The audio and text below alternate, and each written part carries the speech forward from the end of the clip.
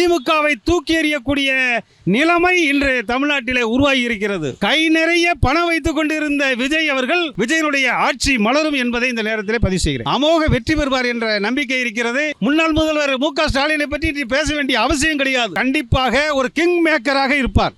ஒரு 6 நாளைக்கு எனக்கு உளரணும், ஒரு 5 நாளைக்கு எதையாவது உளரணுங்கிறதுக்காக உளருவாங்க.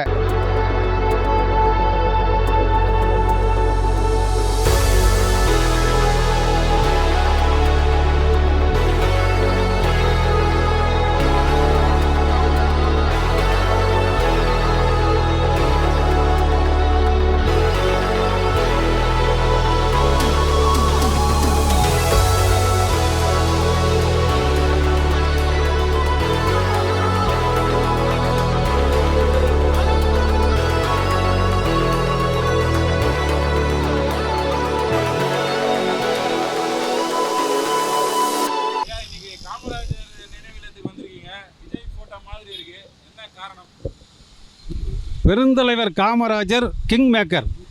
அது தமிழ்நாட்டிலும் சரி, இந்தியாவிலேயே பிரதமரை தீர்மானிக்கக்கூடிய கிங் மேக்கராக இருந்தவர் பெருந்தலைவர் காமராஜர் அவர்கள். 1967 இதே இளைஞர்கள் தான், தமிழ்நாட்டுடைய இளைஞர்களும் மாணவர்களும் பெருந்தலைவர் காமராஜரை தோற்கடித்தார்கள்.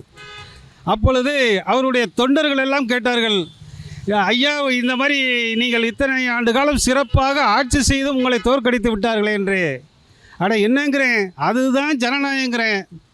யார் ஜெயிச்சிருக்காங்கிறேன், இந்த தமிழ்நாட்டில் ஜனநாயகம் ஜெயிச்சிருக்கிறது அப்படிங்கிறேன் என்று ஒரு பெருந்தலைவர் பெருந்தன்மையோடு சொன்ன காலடியிலே இருந்து அவரை வணங்கி, இன்று 1967 எந்த இளைஞர்கள் திமுக அணியிலே இருந்து கொண்டு பெருந்தலைவரை தோற்கடித்தார்களோ, இன்றைக்கு 2026 அதே இளைஞர்கள் தான் தமிழ்நாட்டுடைய கும்மிடிப்பூண்டி முதல் குமரி வரைக்கும் இருக்கின்ற அத்தனை இளைஞர்கள் ஒன்றாக சேர்ந்து அதே திமுகவை தூக்கி எறியக்கூடிய நிலைமை இன்று தமிழ்நாட்டிலே உருவாகி இருக்கிறது. அதுதான்டா காமராஜர்.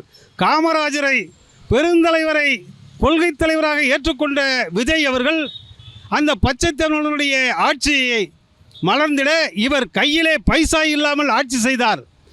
கை நிறைய பணம் வைத்து கொண்டிருந்த விஜய் அவர்கள் அதையெல்லாம் தூக்கி எறிந்துவிட்டு, ஐயா பெருந்தலைவர் காமராஜர் கையிலே காசு இல்லாமல், அதாவது கண்ணியமான ஆட்சியை செய்தார். கை நிறைய பணம் வைத்திருக்கின்ற விஜய் அவர்கள் அதையெல்லாம் வேண்டாம் என்று இன்னைக்கு ஆட்சியை தமிழ்நாட்டிலே இந்த இளைஞர்களுக்காக செய்ய வேண்டும் என்ற நோக்கத்திலே வந்திருக்கின்றார். நிச்சயமாக மே 4ஆம் தேதி நம்முடைய தமிழக வெற்றி கழகத்தினுடைய விஜய் அவர்கள் அவருடைய இன்னைக்கு திருச்செந்தூரிலே முருகப்பெருமானுடைய வெற்றி வேலை ஏந்தி சென்றிருக்கின்றார். அந்த தமிழ் கடவுள் முருகன் அருளாலும் பெருந்தலைவர் காமராஜருடைய ஆசையாலும் நிச்சயமாக விஜயனுடைய ஆட்சி மலரும் என்பதை இந்த நேரத்தில் பதிவு செய்கிறேன். ஏங்க எங்கே பார்த்தாலும் நான் தான் சொல்கிறேன்ல, தமிழ்நாடு மதுகுடிப்போர் விழிப்புணர்வு சங்கம் தலைவர் பொய் சொல்ல மாட்டார், யதார்த்தத்தை தான் சொல்வார். அதனால் என் தலைவர் பச்சை தமிழர் பெருந்தலைவர் காமராஜர் அவர்கள் ஆசி கண்டிப்பாக இருக்கிறது என்ற நம்பிக்கை எங்களுக்கு இருக்கின்றது. அதே போல் எந்த திருச்செந்தூர் முருகப்பெருமானை யார் வழிபட சென்றாலும் அங்கே நிச்சயமாக வெற்றி இருக்கும். அதனால் வெற்றி உறுதி ஆகிவிட்டது. அமோக வெற்றி பெறுவார் என்ற நம்பிக்கை இருக்கிறது. இவர் எப்படி எளிமையான ஒரு 7 அமைச்சர்களை கொண்டு ஆட்சி செய்தாரோ அதை போல பெருந்தலைவர் ஆட்சியைப் போல விஜய் அவர்கள் ஆட்சி செய்வார்கள்.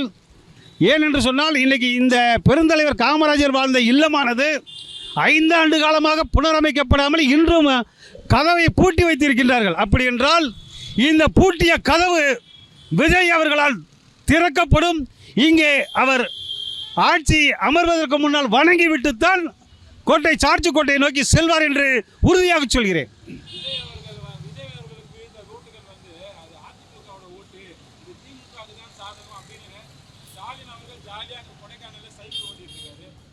ஏங்க அவருக்கு ஜாலியாக வருஷம் ஜாலியாக போகிறவர் தாங்க. அவர் மக்களை பற்றி கவலைப்படக்கூடிய அல்ல, தன் மக்களை பற்றி நம்ம எப்படி மேக்கப் பண்ணணும், நம்ம எப்படி சொகுசாக இருக்கணும், எங்கே சொத்து வாங்கணும் அப்படிங்கிற நிலைமையில் இருக்கிற அவரை பற்றியெல்லாம் நீ பேச முன்னாள் முதல்வர் மு.க. ஸ்டாலினை பற்றி நீ பேச வேண்டிய அவசியம் கிடையாது.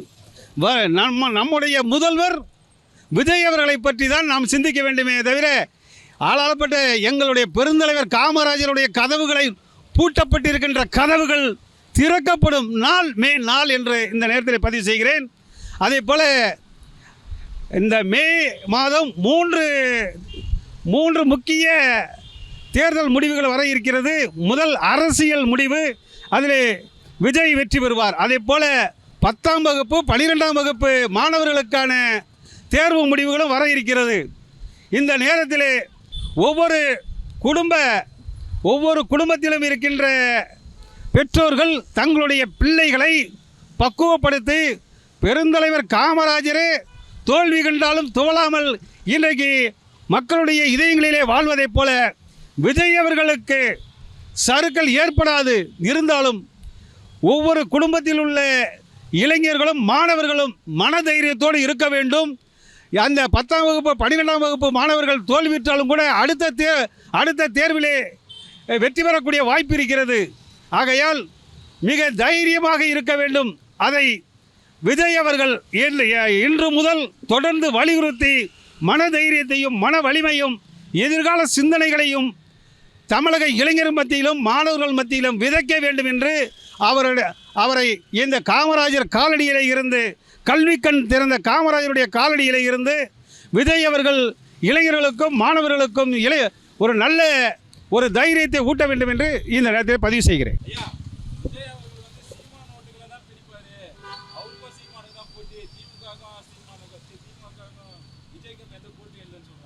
ஏங்க அதெல்லாம் என்னத்தையோ, அதாவது இன்னைக்கு தேதி 28, இன்னும் ஒரு 6 நாளைக்கு என்னத்தையோ உளரணும், ஒரு 5 நாளைக்கு எதையாவது உளரணுங்கிறதுக்காக உளருவாங்க.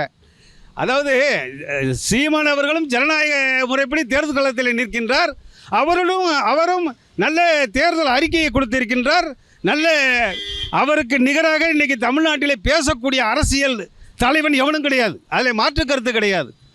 அதே நேரத்தில் மக்கள் செல்வாக்குள்ள தலைவராக தமிழக வெற்றி கழகம் விஜய் அவர்கள் இன்றைக்கு வளர்ந்திருக்கின்றார்.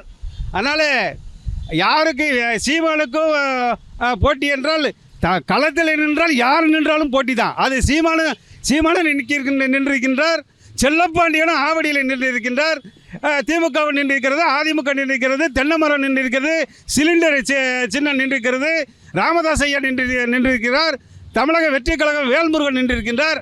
ஆக நம்ம சீமான் தானே. எல்லாருமே விஜய் தேர்தல் களம் என்று சொன்னால், போட்டி என்று சொன்னால் எல்லாருமே எதிரி தான். அந்த வகையிலே பார்த்தால் நிச்சயமாக அனைவரையும் வென்று தமிழக மக்களுடைய இதயங்களை வென்று தமிழ்நாட்டிலே ஒரு ஆட்சியை அமைப்பார். நிச்சயமாக அறுதி பெரும்பான்மை கிடைப்பதற்கு 118 சட்டமன்ற தொகுதி உறுப்பினர்கள் தேவை.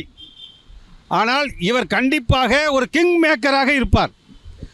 அதாவது 118 தாண்டித்தான் அவர் வெற்றி பெறுவார். அதே நேரத்தில் கிங் மேக்கராகவும் மத்தியிலும் மாநிலத்திலும் ஒரு யார் என்பதை, அதாவது வருங்காலங்களிலே பிரதமர் யார் என்பதை தீர்மானிக்கக்கூடிய சக்தியாகவும், தமிழ்நாட்டிலே உள்ளாட்சி தேர்தல் நடந்தாலும் அதிலே ஒரு கிங் மேக்கராகவும் இந்த ஆட்சி மே 4க்கு பின்னால் தமிழர்களுக்கும் தமிழக மக்களுக்கும் தமிழக மாணவர்களுக்கும் இளைஞர்களுக்கும் மிகச் சரியான எதிர்காலம் இருக்கிறது.